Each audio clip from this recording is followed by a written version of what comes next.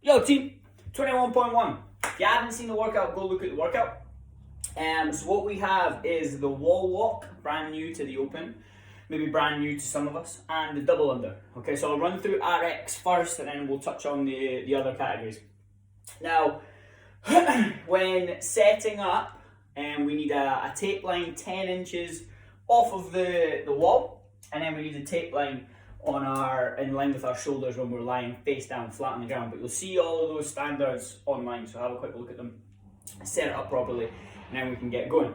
Now, all we have to remember on the wall walk, standards wise, is you start with your hands on the tape.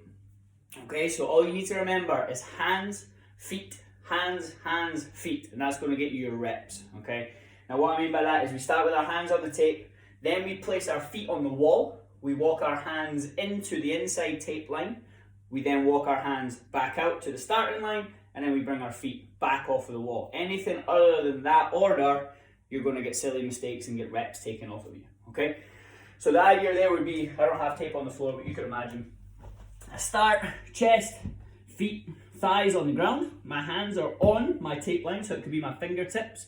Okay, I can either strict push up, then bring my feet on the wall. Okay, that's a little bit faster, but it's going to be taxing on your shoulders. Or we can do that knee push up, feet on the wall, and then I walk my hands in to my other tape line. My judge says yep. I walk my hands back out to my first tape line, and only then do I bring my feet off of the wall and back down to the floor. Okay, so again, we're thinking hands start, feet, hands,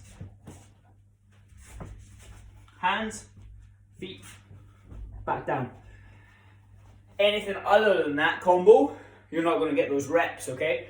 So it's a game of moving fast, but at the same time being smart. Okay, you got to be precise. Are my fingertips on the line? Yes, cool. Now my feet can come off of the floor. Back out to the first line. Are my fingertips on the line? Yes, now my feet can come off of the wall. Okay? Now, when we're doing the wall walk, save your shoulders, turn those hands out slightly. We're going to externally rotate, load that shoulder, much more stable. It's also going to save our shoulders from internally rotating and burning out, okay? That being said, mimic that during your double under. Try not to allow those shoulders to roll inwards. All that's going to happen, the shoulders are going to explode, and we're going to have a much harder time in this workout. Now, on those double unders, smooth, efficient reps. Don't race through them, okay? Try and relax your upper body as much as you possibly can, okay? Don't tense up. Don't get crazy excited. Try and relax the upper body as much as you possibly can. That's where we're going to either make most time up, but more likely lose most time if we start tensing up and going crazy, right? Now, throughout the wall walk, make sure you're squeezing your bum, squeezing your abs as tight as you possibly can. We want to limit as much body movement as we go up the wall as possible, okay, making it easier on our shoulders. Tense everything up as much as you possibly can, and you're going to make those reps as efficient as possible, right? Now, if we're in the scaled category, you've got your single unders. So again, we're relaxing those arms and that upper body as much as we possibly can. Now, slightly different with your wall walk. The idea here is, same setup, we don't need the inside line, forget about that. And we need that line in the tape line in line with our shoulders.